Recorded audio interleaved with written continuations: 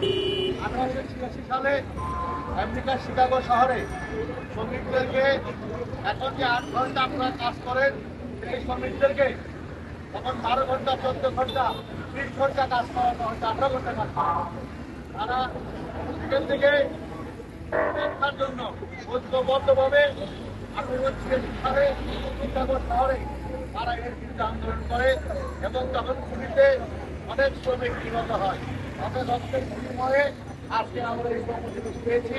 সেই কারণে আমাদের ঘটনা, আমাদের খেলার, আমাদের ফেসবুক যে লাল দেখছেন, লালের কারণ হচ্ছে যে রক্ত, তাদের যে রক্ত ঝরেছে সেই রক্তের প্রতি সম্মান দেখিয়ে আমরা লাল পতাকা প্রত্যেকটা প্রতিষ্ঠানে এখনো তাদেরকে কাজ করাচ্ছে। আমাদের শ্রমিকরা কোনো কথা বলার অধিকার নেই। শ্রমিকদের আমাদের যে ট্রেড ইউনিয়ন করার অধিকার খর্ব করা হয়েছে এবং বলা হয়েছে শ্রমিকরা আন্দোলন করতে পারবে না, শ্রমিকরা ধর্মঘট করতে পারবে না, শ্রমিকরা মিটিং মিছিল করতে পারবে না। এটা একটা কালো আইন আপনার সংসদে পাশ করতে যাচ্ছে।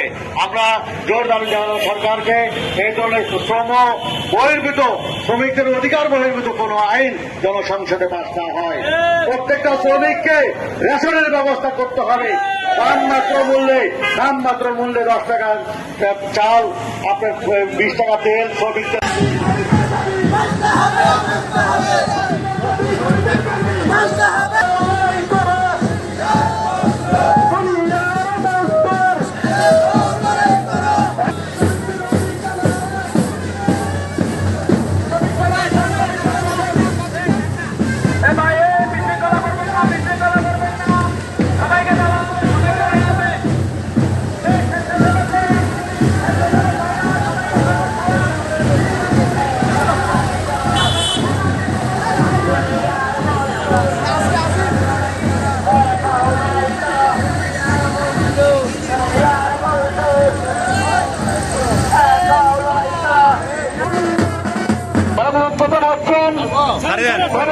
আমাদের নেতৃবৃন্দ